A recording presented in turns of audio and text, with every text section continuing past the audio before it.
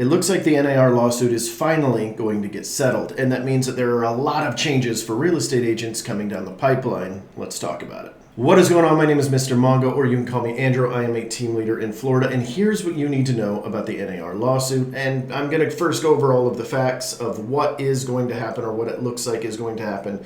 And then we're going to have a little bit of a conversation about what could happen and what changes might occur. So first and foremost, NAR is settling the lawsuit that has been going on for a while. I didn't think they were going to settle until nearing the end of the year, maybe September, October timeframe, but it looks like it's going to be happening much sooner than most of us expected. In fact, we're thinking a lot of these changes are going to happen mid-June to July 1st, somewhere in that realm. So the very first thing that is happening is NAR is settling $418 million. Now, that's a lot of money, but that is a drop in the bucket compared to what could have been had the settlement or had the lawsuit continued to go and they tried to settle a little bit later. So on one aspect, kudos to NAR. On the second aspect, that is going to almost bankrupt NAR. Now, for those realtors out there watching, please keep in mind that NAR has already stated that they will not be raising dues in 2024 in order to pay for this, but I don't see a way that they can prohibit from raising dues in the future, being that this is going to kill most of their profit. And with the changes I'm about to talk about here in a moment, it is probably going to kill a lot of hobbyist realtors who only do this kind of as a side thing once or twice, if even that, per year. Which means a lot less money for NAR, which means more dues are going to have to go because this is a 4-year settlement, which means that $418 million needs to be paid over approximately 4 years. The second thing that's really important to note here is the release of liability. NAR has protected most of its members, as many as it can, to include individual agents, brokers, and MLSs. There are a few categories of people that will not be protected, however, and that is if you're doing over $2 billion in production every single year, or if you fall under one of these two umbrellas, Home Services of America and Berkshire Hathaway. Now, for those two, I wouldn't get all up in arms or anything quite yet. I believe that they're still kind of working in the lawsuit a little bit, so I'm not sure exactly what that's going to look like for members of those two, but it's at least protected the majority of the real estate professionals. So good on NAR for that. That's exactly why we have them in place. Now, number 3 I want to talk about is one that is going to cause widespread panic. You are going to see a ton of doomsdayers. Every person that has a doomsday style channel, whether it's YouTube, TikTok, Instagram, Facebook, doesn't matter, they are going to be utilizing this for months. So please take a breather with me. This is not that big of a deal, but it is something we need to talk about. And that is there will no longer be MLS compensation offered to either the buyer agent or the listing specialist. So neither one of these parties will have it in the MLS. Everything needs to be negotiated outside of the MLS. The MLS will no longer offer compensation guaranteed. What does this mean for us? Well, we'll talk about that here in a little bit with some of the, what ifs that I'd like to put at the end of this video. And the fourth big change that will be coming with this settlement will be that the buyer representation agreements now are a requirement and no longer a suggestion. This is something that I think the industry has needed for a very, very long time. I'm not upset about this at all. My team and I use buyer rep agreements on every single borrower, and we educate our buyers to let them know exactly what that is about. It is not just about getting them to sign it and moving on.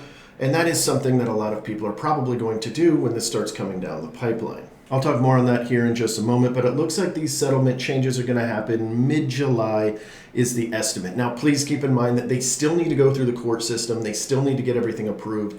And it looks like everything's going to be, but the approval process in the courts can take quite a while. But being how this has already moved very quickly so far, I'm kind of curious if that is going to be expedited or if that's going to get pushed out. Most of the time with a big settlement like this, it could take several months for the courts to finally approve everything as they sift through all the paperwork and make sure all the T's are crossed and I's are dotted.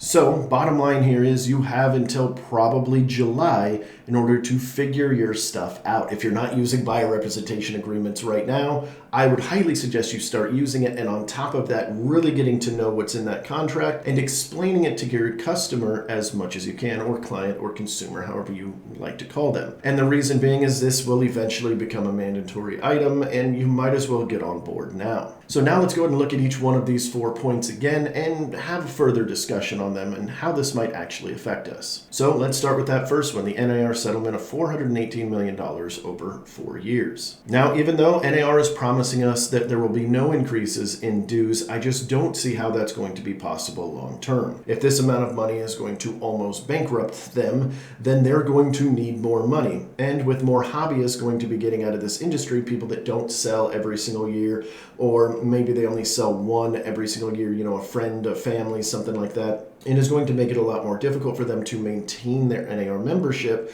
once those dues start rising, which means it will start weeding some of them out, and in turn, NAR will receive less money, and they've got this big bill to pay.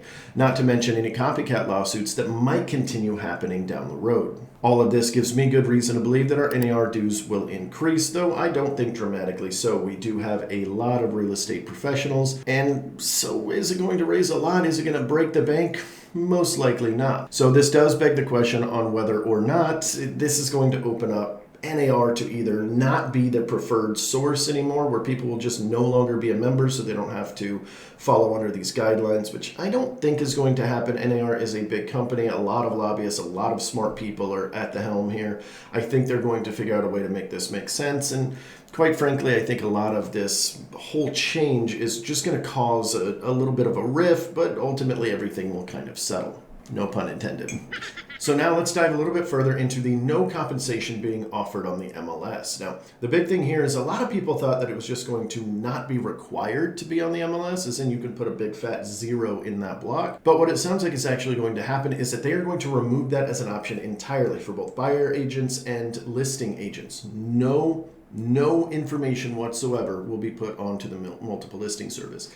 Sounds to me like they're trying to take the multiple listing service out of it so that they don't get in trouble with this in the future, and this is part of the change that they thought needed to happen. I actually don't think this is all that bad of a thing. I think a lot of people are going to demonize this as being really bad, and there are certain things that it is bad for the consumer on. I think it hurts buyers in general a little bit because now it increases the cost to be able to purchase. The barrier to entry into home ownership is going to get a little bit tougher. But that also means the industry as a whole is going to make some adjustments. I forecast that we will see flat fee buyer specialists. I forecast that Zillow will jump on this like a freaking animal and offer a flat fee compensation. Hey, we will get a buyer specialist for you. You can pay a flat fee of $500, $1,000, whatever that number happens to be for them to represent you. And that's about one of the biggest things that I don't like about this is that it is giving Zillow a bigger foothold. But of course, this is purely conjecture. We don't actually know. So now, whenever we're working with buyers, we need to ensure that we are getting paid because we're not going to be able to work for free. At least I don't see any brokers really handling that, except maybe boutique brokers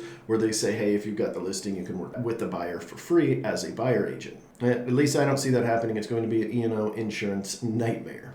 Now, it is important to note that the lawsuit settlement does state that the seller can still provide concessions to the buyer, which those concessions can be used to pay the buyer agent compensation. But there is now going to be a skill that is involved with working with buyers. We are now going to have to prove our worth, which is outstanding for the consumer as a whole. We might not like it as professionals that are in the industry that are now going to have to work harder for our money, or even possibly get downgraded a little bit in the amount of income that we earn on that sector. I don't know. If our skill set is not there, it could harm us.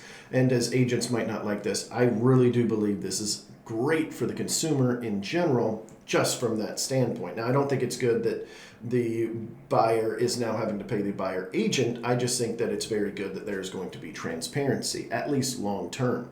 There will probably be 6 months to a year of pain as everybody starts adjusting, and hobbyists and part-time realtors might have to start adjusting how they work if they even stay in the industry at all, especially the ones that seem to be a little bit buyer heavy. Now let's go ahead and move on to the buyer agency agreement that needs signed. I think this is something that should have been done a long damn time ago. In fact, I've been doing buyer representation agreements since day one in the industry.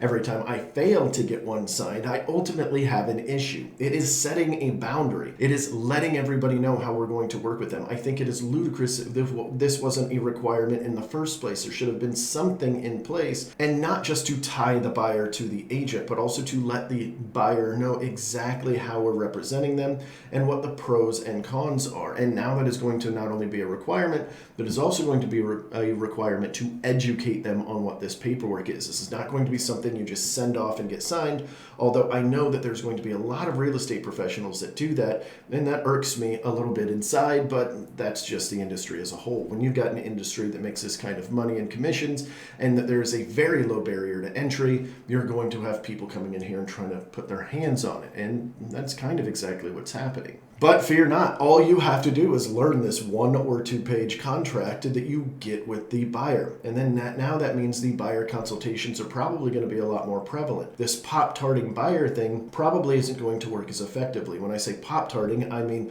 like a Pop-Tart out of a toaster. That's what I call it when an agent gets a phone call and they go, I want to see 123 Main Street. And they go, pop, yep, yes sir. And they just run out the door. I think this is bad practice. This is bad for the consumer, and it's definitely bad for the real estate professional. So I'm super glad to see this get put in play. And for those of you that have already been doing this, you're 3 legs up on the competition, as all the other brokerages and team leaders and individuals out there are watching videos and trying to learn how to train to get this piece of paper signed and what it means and how to educate their buyer properly. A lot of the people that have been doing this for a very long time are already ahead of the curve. So if that's you, congratulations, you're ahead of the curve. And if that's not you and you're going to have to relearn all of this stuff, take a breather. It's all right. It's not that difficult. It'll take you about 2 hours to really learn everything that's in it, and then you'll be good to go like the rest of us. But I would urge you guys to start practicing this right now. Like every buyer from this moment, from the moment you see this video on, I believe you guys should be doing this. And I also believe you should be putting a little number inside of that box of compensation. One of the things that I've seen a lot of people do in the past where they were getting the buyer representation agreement signed, they weren't checking in that little box, and they also weren't checking in a cancellation fee. And I think those are 2 things that we're going to need to do now. Because here's what they used to say, and I've actually been trained on this from a brokerage. I'm not going to say who it is because there's a lot of lawsuits going on. They would say, just skip that section, leave it blank, and if they ask about it, just say, don't worry, the seller pays my way. You don't have to do that. We're not doing that. Right? So that's not something I've ever done, but that is something that I've seen brokerages teach before. So be very careful about that. Part of this lawsuit is that we now educate the buyer as well. It's not just about getting the piece of paper signed. So if you want to make sure you're up to date on all of the information that we receive here, then go ahead and make sure you go down below, hit the subscribe button, and ding that little bell so that you'll be notified every single time I do a new video. I will try to keep up with this when I can, but this channel is not really about this kind of new stuff. It is mainly for agent training and teaching agents the different things that I've learned over the years. So if that helps you, then definitely subscribe. And I'd love to hear you guys' comments down below in the comments section. I will be reading all of them and replying to as many as possible. So I really appreciate you guys giving me your feedback, even if it's bad, even if the world's doomsday, even if whatever your thoughts are, really leave it down below. I'd love to have a little bit of a conversation about it. Again, my name is Mr. Mongo, and I'll see you guys in the next one.